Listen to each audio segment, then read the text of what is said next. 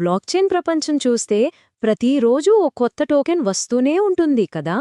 కానీ ఈ కొత్త టోకెన్ల వరద మనకు మంచి చేస్తుందా లేక మన విలువను పాడు చేస్తుందా?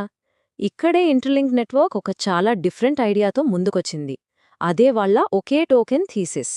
సరే, మరి దీని సంగతేంటో చూద్దాం. అంటే ఆలోచించండి, ఇన్ని వేల టోకెన్లున్న ఈ టెక్ వరల్డ్లో అసలు సమాధానం కేవలం ఒక్కటే అంటే నమ్మగలమా? చాలా పెద్ద ప్రశ్న కదా ఇది. కానీ సరిగ్గా ఇదే ప్రశ్న ఇంటర్లింక్ నెట్వర్క్ వెనుకున్న అసలు ఆలోచన. ఈరోజు మనం విశ్లేషించబోయేది కూడా దీని గురించే. ప్రస్తుతం మార్కెట్లో పరిస్థితి ఎలా ఉందంటే అదొక టోకెన్ ఫ్యాక్టరీ లాంటిదన్నమాట.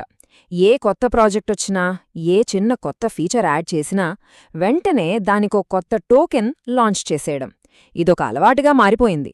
నిజం చెప్పాలంటే ట్రెండ్ అనడం కంటే ఇండస్ట్రీలో ఇదే స్టాండర్డే అయిపోయింది. ఇది మనం ఊరికే అంటున్న మాట కాదు. నిజంగానే ఇండస్ట్రీ మొత్తం ఇలాంటి ప్రాజెక్టులతో నిండిపోయింది. ప్రతి కొత్త ఫీచర్కి ఒక కొత్త టోకెన్. ఇలా ప్రతి చిన్న ఆవిష్కరణకు ఒక కొత్త టోకెన్ను క్రియేట్ చేస్తూ పోతే ఏమవుతుంది? మనకు మనమే ఒక పెద్ద సమస్యను తయారు చేసుకుంటున్నాం. ఆ సమస్యకే ఒక పేరుంది, వాల్యూ ఫ్రాగ్మెంటేషన్, అంటే విలువ విచ్ఛిన్నమవ్వడం. సింపుల్గా చెప్పాలంటే ఒక పెద్ద కేక్ ఉందనుకోండి, దాన్ని 1000 చిన్న చిన్న ముక్కలుగా కట్ చేయడం లాంటిది. అప్పుడేమవుతుంది? ఏ ఒక్క ముక్కకు దాని అసలు విలువ ఉండదు. అంతేకాదు, యూజర్ల అటెన్షన్ కూడా డైవర్ట్ అయిపోతుంది. సరే, ఇక్కడే అసలు విషయం ఇంట్రెస్టింగ్గా మారుతుంది. ఈ స్లైడ్లో మనం 2 వేర్వేరు ఆలోచనా విధానాలను చూడొచ్చు. లెఫ్ట్ సైడ్ చూడండి, ఇది అందరూ ఫాలో అయ్యే పద్ధతి. కొత్త ఫీచర్ వస్తుంది, కొత్త టోకెన్ వస్తుంది, రిజల్ట్ వాల్యూ ముక్కలైపోతుంది. కానీ రైట్ సైడ్ చూడండి, ఇదే ఇంటర్లింక్ వెళ్తున్న దారి.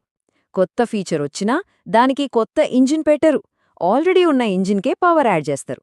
దానివల్ల వాల్యూ అనేది ఒకే చోట కలుస్తుంది, విడిపోదు. సో అందరూ వెళ్తున్న ఈ వాల్యూని ముక్కలు చేసే దారిలో వెళ్లకుండా ఇంటర్లింక్ వాళ్లు కంప్లీట్గా డిఫరెంట్ రూట్ తీసుకున్నారన్నమాట. వాల్యూని ముక్కలు చేయడం కాదు, ఒకే చోట బలంగా కేంద్రీకరించాలి అని డిసైడ్ అయ్యారు. మరి ఆ సెంటర్ పాయింట్ ఏంటి? ఆ సెంటర్ పాయింట్ ITLG. దీన్ని జస్ట్ ఇంకో టోకెన్లా చూడదు, ఇది మొత్తం ఇంటర్లింక్ నెట్వర్క్కి ఒక గుండెకాయ లాంటిది. ఆ నెట్వర్క్లో జరిగే ప్రతి యాక్టివిటీ, ప్రతి ట్రాన్సాక్షన్, ప్రతి కొత్త ఫీచర్ అన్నీ ఈ ఒక్కదాని చుట్టూనే తిరుగుతాయి. దీని ముఖ్య ఉద్దేశం ఏంటంటే ఎకానమీని ఒకటిగా కలపటం, విడగొట్టటం కాదు. సో మొత్తం మీద కీలకమైన పాయింట్ ఏంటి? సింపుల్, ఈ మోడల్కి ఉన్నది ఒకే ఒక క్లియర్ టార్గెట్: రకరకాల అసెట్స్లో వాల్యూ విడిపోకుండా ఆపడం. అన్నింటినీ ఒకే చోటకి తీసుకురావడం ద్వారా వాళ్ళొక స్ట్రాంగ్, స్టేబుల్ నెట్వర్క్ను కట్టగలమని గట్టిగా నమ్ముతున్నారు. ఈ ఫ్రాగ్మెంటేషన్ సైకిల్ ఎలా పనిచేస్తుందో ఒకసారి చూద్దాం. స్టెప్ 1, ఒక కొత్త ఫీచర్ లాంచ్ అవుతుంది. స్టెప్ 2, దానికి సపరేట్గా ఇంకో టోకెన్ క్రియేట్ చేస్తారు. స్టెప్ 3, అంతే, ఉన్నట్టుండి ఎకోసిస్టమ్ వాల్యూ, యూజర్ల ఫోకస్ రెండూ డివైడ్ అయిపోతాయి. ఇదొక నెగటివ్ సైకిల్ అన్నమాట. ఇలాగే జరుగుతూ ఉంటుంది.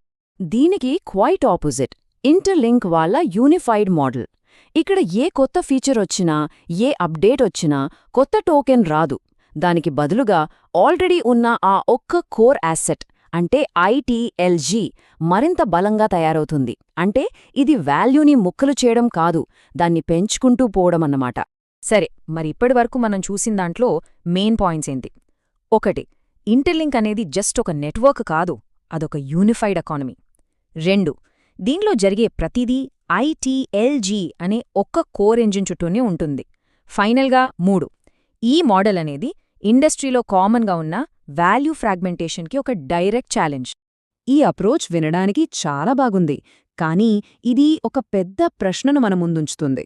ఒకే టోకెన్ మీద ఫోకస్ చేయడం లాంగ్ టర్మ్లో నిజంగా వాల్యూని పెంచుతుందా, లేకపోతే ఫ్యూచర్లో కొత్త కొత్త ఆవిష్కరణలు చేయడానికి అవసరమైన ఫ్లెక్సిబిలిటీని తగ్గిస్తుందా? ఇది మనం ఆలోచించాల్సిన విషయం.